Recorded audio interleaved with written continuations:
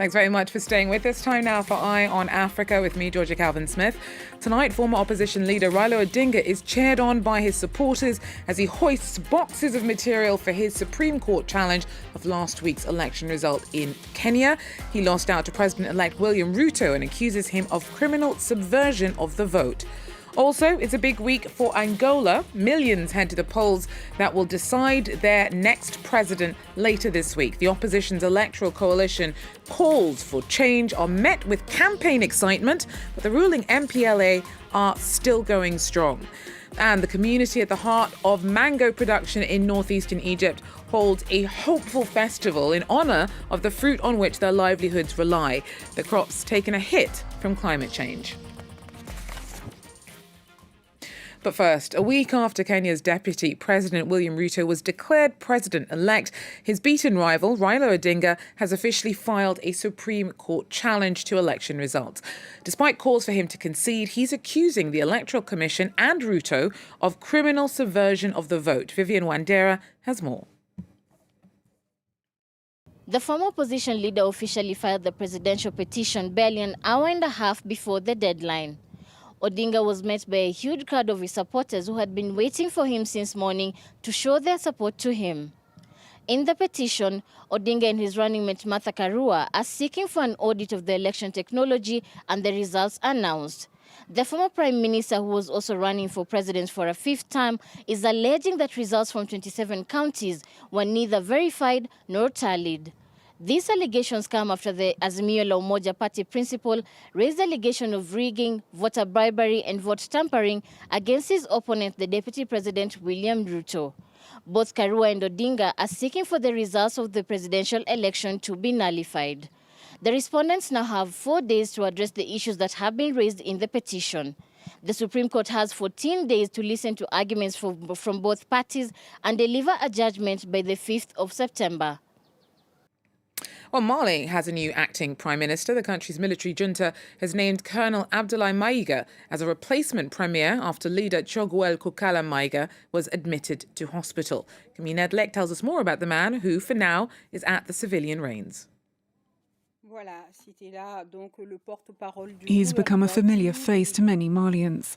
Army Colonel Abdoulaye Maïga has been the Minister of Territorial Administration since the end of 2021 and is now also a government spokesperson. Though he's not one of the officers behind the 2020 coup, he is thought to be close to the leader of the junta, Colonel Assimi Goïta. It was Goïta who made him interim Prime Minister. Like his predecessor, Choguel Maïga, Abdoulaye Maïga has a habit of giving strident speeches against the West, reserving a special ire for France, Mali's former colonial ruler. La France, qui a toujours œuvré à la division et à la partition de notre pays, est mal placée pour donner des leçons au Mali.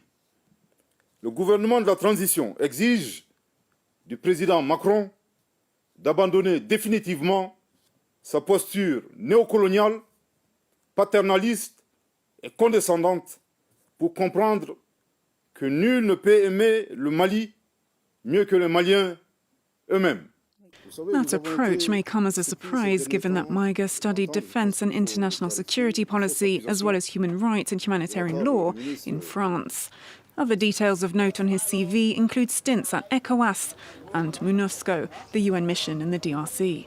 Both organisations have been strongly criticised in recent months by the junta. This appointment reaffirms the military's hold on power in the country, with both President and PM now colonels. Abdoulaye Maïga is also responsible for preparing the country for its presidential elections, slated to be held in 2024, when the military has pledged to return power to civil society. Look now at some news in brief. Somalia's Prime Minister has called al-Shabaab extremists behind a deadly siege of a hotel in Mogadishu the children of hell. Hamza Abdi Bah has also said that his government will be held responsible over the armed attack at the Hyatt Hotel, in which at least 21 people were killed in a 30-hour siege between Friday and Saturday. Security forces have been criticised over the length of the standoff.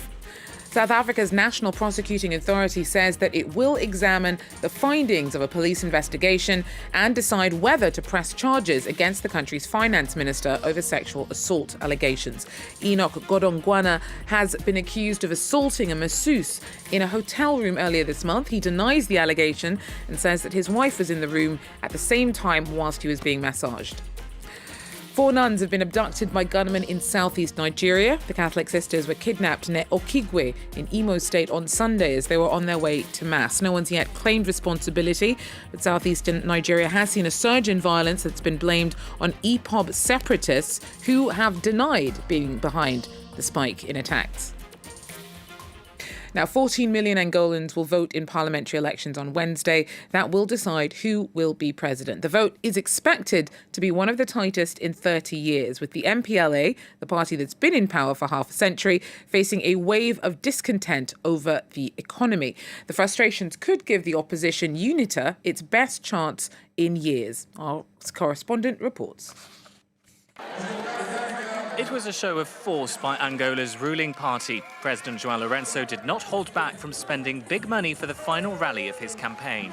Este mandato foi também mandato em que rompemos com alguns tabus, começando pelo tabu da luta contra a corrupção. For MPLA supporters, João Lourenço's re-election is a foregone conclusion. Promete e faz. Nós não temos dúvida de que ele é melhor dos presidentes que estão a concorrer, porque ele mostrou que ele é capaz de mudar essa Angola. The MPLA has been in power for 47 years and controls most of the country's resources and state media. UNITA, the historic opposition party, meanwhile, has run a more low-key campaign, reaching out to voters in deprived areas hardest hit by the economic crisis. Hoje são pessoas sérias a comer nos contentores. Mas o que nós temos que fazer? O que nós temos que fazer para isso mudar? O que nós temos que fazer é primar pela mudança. UNITA believes it has its best chance of victory in decades. A aceitação que a UNITA tem esse ano é extraordinária. Em todos os anos não teve, mas desse ano é extraordinário, muito diferente. Temos assistido, o cara jornalista assistiu uma pequena marcha. Qual é a aceitação que nós temos? UNITA owes much of its success to the charisma of its new leader, Adalberto Costa Jr. At 60, he's rallied several opposition parties behind him. For this political scientist, Wednesday's vote could be the tightest since the country's first multi-party elections in 1992. Tens esse grupo de jovens que olha para o Adalberto, por exemplo, como jovem, porque para eles ele tem a articulação dos jovens, mas do outro lado tens o problema do tradicionalismo. Há voto tradicionalista que não vê o programa eleitoral, mas olha para o partido. 14 million people are expected to cast their votes on Wednesday to elect 220 MPs and a new president. Former Ivorian First Lady Simone Yvette Gbagbo has stepped back into the political ring, but this time on her own terms. The 73-year-old launched her own left-wing party over the weekend to oppose President Alassane Ouattara's government. The move cements her political divorce from former President Laurent Gbagbo, with whom she founded the powerful Ivorian Popular Front. Our team in Abidjan report. Simone Yvette Gbagbo is enthusiastic about her new beginnings. On Saturday, she celebrated the launch of her own political party in Abidjan, the Mouvement Génération Capable.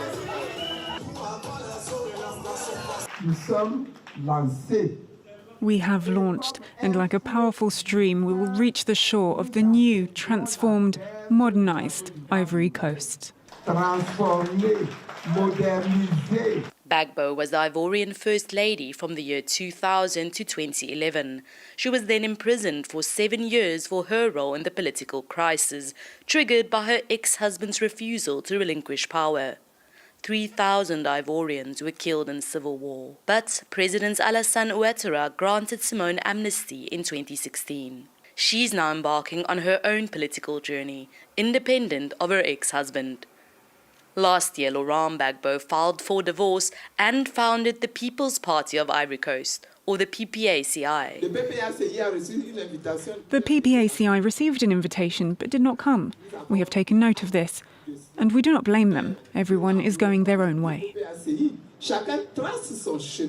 Both new parties are left-leaning, but offer separate visions. The PPACI did not wish to comment on the launch of the MGC. It'll take time to make its mark on the Ivorian political landscape. Simone Eyefe is very important, a person of influence, but she's still Simone Eyefe Bagbo, so somehow a person who remained in the shadow of her husband. Simone Bagbo was previously known for her formidable support of her former spouse. Now, she's determined to show that her political vigour can rally others to her.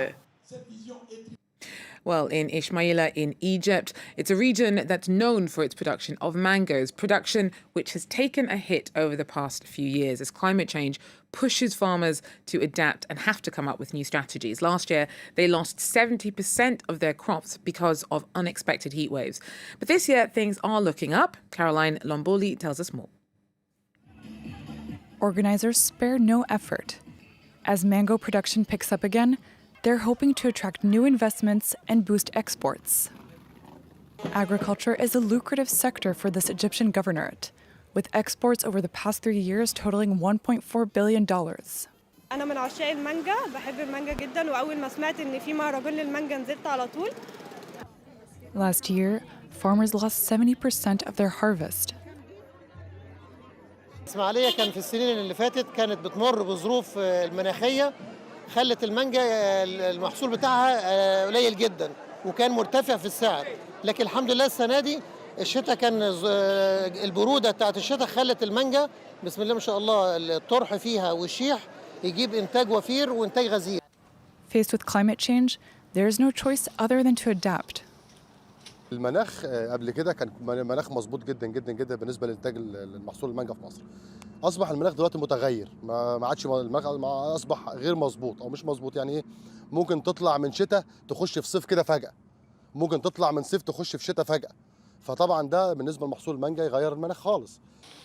But with more ventilation and just the right amount of fertilizers and pesticides, he says it's possible to boost production. Others in the sector have started trialing foreign species. احنا بدأنا نزرع انواع اجنبيه تبدا تتناسب مع المناخ حاليا. كل الانواع دي بتمشي مع المناخ حاليا، تستعمل مع الحراره ودرجه البروده الشديده. But they won't be letting go of the local species just yet. Their taller trees provide cover, protecting the new foreign species from the elements.